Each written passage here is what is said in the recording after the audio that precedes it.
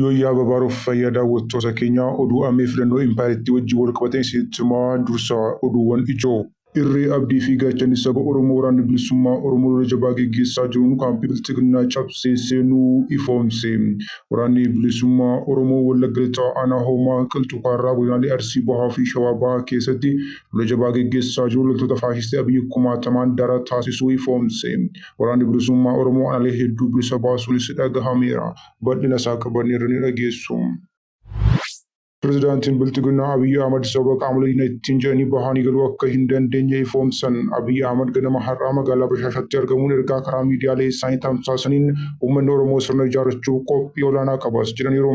Sirna nama nyaataa kan gaggeessan pirezidaantiin Bilchiginaa kun waa'ee sirna kamii dubbatu kan jedhu gaaffiidha. Yaada isaanii bal'inaan qabanneerra kan balballoomsinatu isinis ni dhageessisna.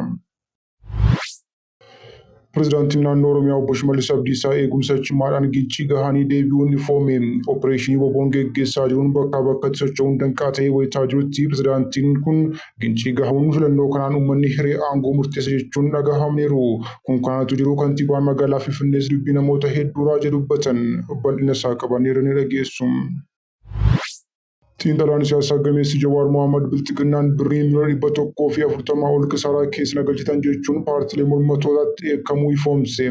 Jawaar waa'ee kora hoteela Ililliitti gaggeeffame kan ibsa yommuu ta'u filannoo impaayiriitti keessatti gaggeeffamaa jiru wajjin wal qabatee namoonni 45 paartiilee morkattootaa irraa dursanii paarlaamaa seenuuf qophaa'uu saaxile.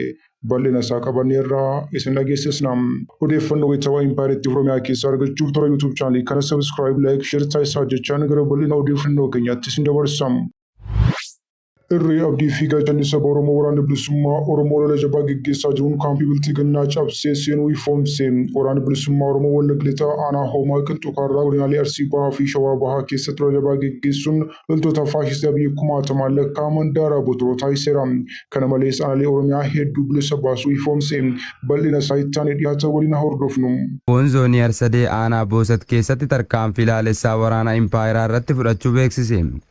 Irree fi gaachanni uummata Oromoo WBO'n zoonii Arsadee lola duula egeree Oromiyaa milkeessuuf taasiseen har'a waxabajjii 1 bara 2026 godina Baashaggar aanaa Boosat iddoo addaa mana barumsaa Golboo Bitimittii jedhamutti ganama barii barraaqaan seenee tarkaanfii ilaalessaa fudhachuun loltoota diinaa hedduu ta'an du'aa fi madoon adabuun injifannoon goolabeera.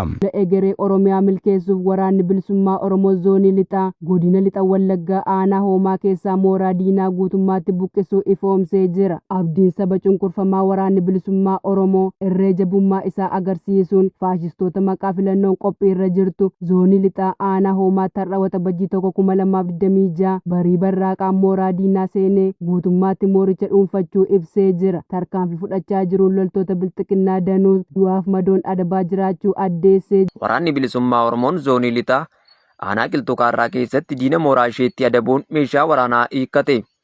Kormiiwwan ilmaan Oromoo wabii sabichaa ta'uun dirree waraanaa maafiyaa PP lolaa jiran duula waraanaa egeree Oromiyaan har'a waxabajjii 1 2026 ganama bariin WBO'n zoonii lixaa godina lixa Wallaggaa aanaa Qilxukaarraa ganda Sarbiitti mooraa diinaatti loltoota diinaa hedduu du'aa fi madoon adabuun meeshaalee waraanaa hiikkatee jira. Tarkaanfii jabduu fudhate kanaanis waraana Abiyyi Ahmad mooricha keessaa buqqisee ari'ee jira. Rukuttaa cimaa irra ga'e kanaanis loltoonni diinaa mooraa gadhiistee gara bulchiinsa magaalaanichaatti baqachaa jiraachuu ifoomseera. Hamma meeshaatiin qawwee naakaamaa 8 fi qophiilee waraanaa adda addaa irraa dhuunfachuun galii mooraa qabsoo bilisummaa Oromoof oolcheera. Pirezidaantiin Bilchiginaa Abiyyi Ahmad sababa qaamolee diinagdee jedhanii bahanii galuu akka hin dandeenye ifoomsan. Abiyyi Ahmad ganama har'aa magaalaa Bashaashaatti argamuun ergaa karaa miidiyaa isaanii dabarsaniin uummanni Oromoo sirna ijaarrachuuf qophii olaanaa qabas jedhaniiru.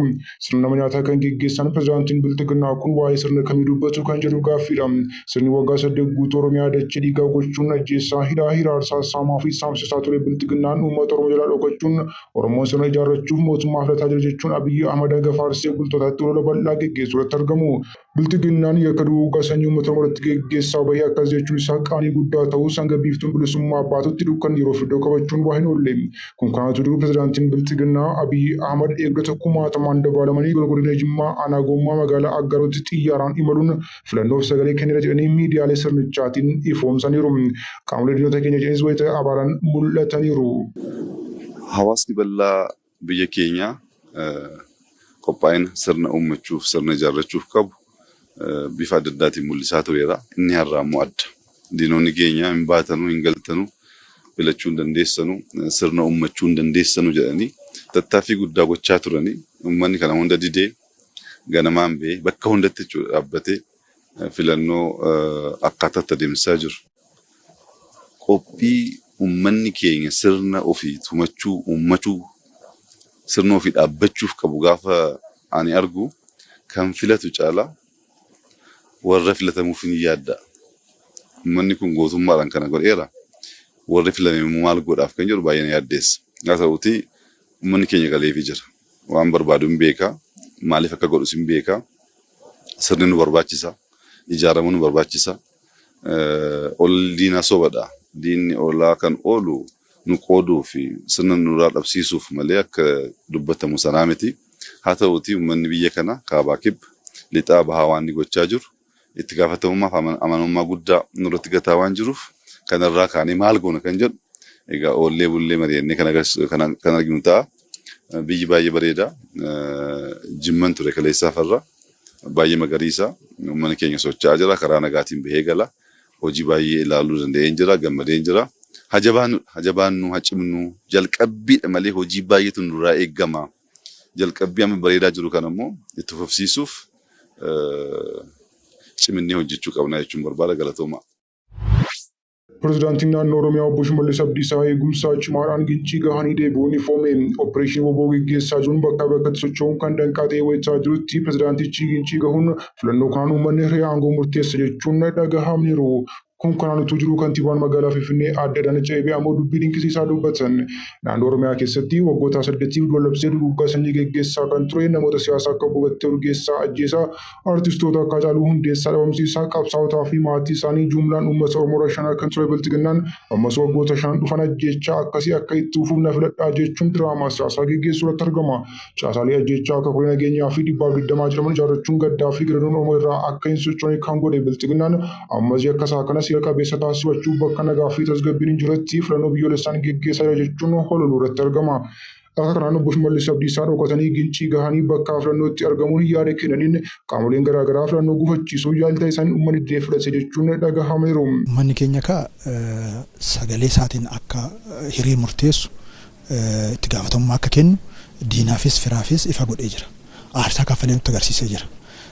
Akka duubatti ijaarsa biyya kanaas duubatti akka deebi'uu hin qabne agarsiisee jira. Halkan bahee otuu galmee irraa dhorkamu galmaa'ee, otuu filannoo irraa dhorkamu filatee, otuu ajjeefamu bahee filate. Kanaan aarsaa isa dhumaa agarsiisee jira. Adeemsa kana keessatti qaamoleen dorgomnu immoo murtee uummataa kana fudhachuu inni isa jalqabaati. Gama keenya fudhachuudhaaf qophiidha murtee uummataa. Itti aansinee immoo murtee uummataa taanee immoo qaamni hiree sana argate uummata kanaaf sadarkaa barbaachisutti uummaticha bu'aa qabeessa gochuudhaaf, uummaticha injifataa gochuudhaaf, uummaticha kallattii maraan itti fayyadamaa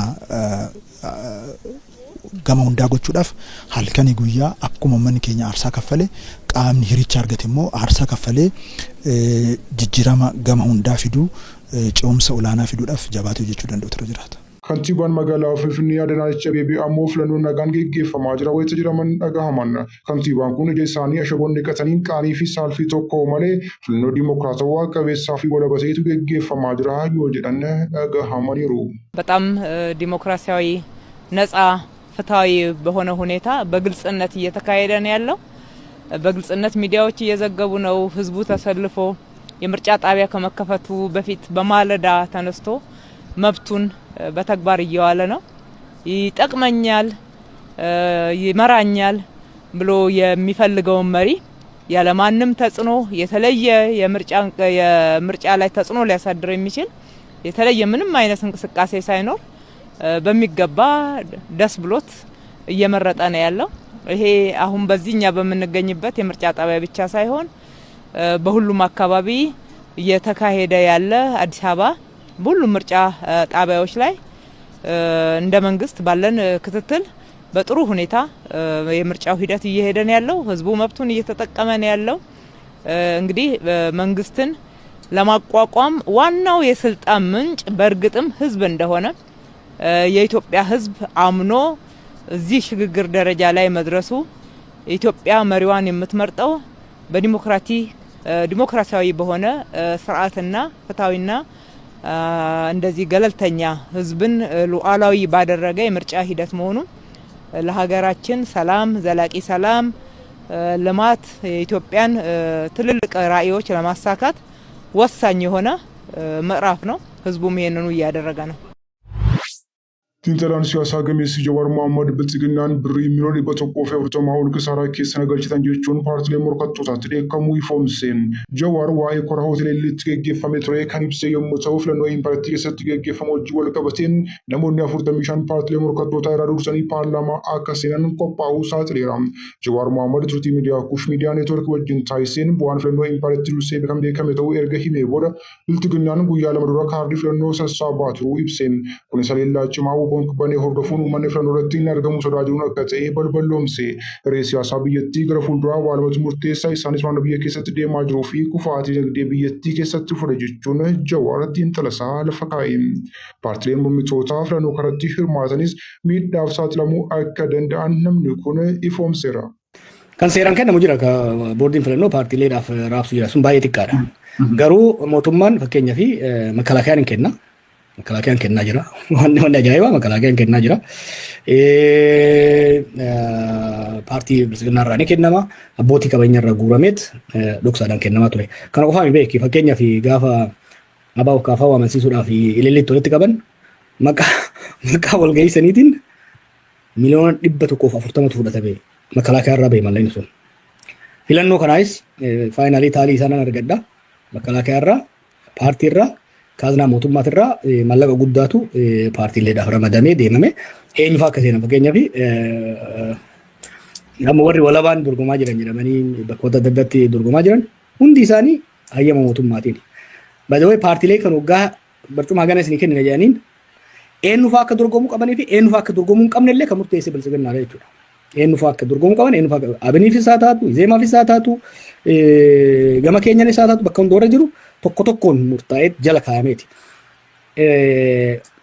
Yoo dhumarra yaada jiru baatan gara nama 45 paarlaamaa seensisuudhaaf mormituun fi namoota paartii walabaa jedhamurraa nama 45 paarlaamaa seensisuudhaaf murteessaniit kan ittiin deemaa jiran mallayni makalaakayaa irraa amma tokko intelligensii mallaqa guddaan qabu garuu paartii irraa mallaqa wayyaatu kenna ka duula qofa osoo hin ta'in kan namoota ittiin bitachuudhaaf fi amansiisuudhaaf godhame mallaqa guddaatu filannoo kanarratti bahee jechuudha. Oduu namni filannoo impaartii wajjin wal qabsiisee qabanee dhiyaanni kan agaamaatti hordoftan ture oduudhaan hanga walitti deemnutti nagaa ta'aa aga dagaa.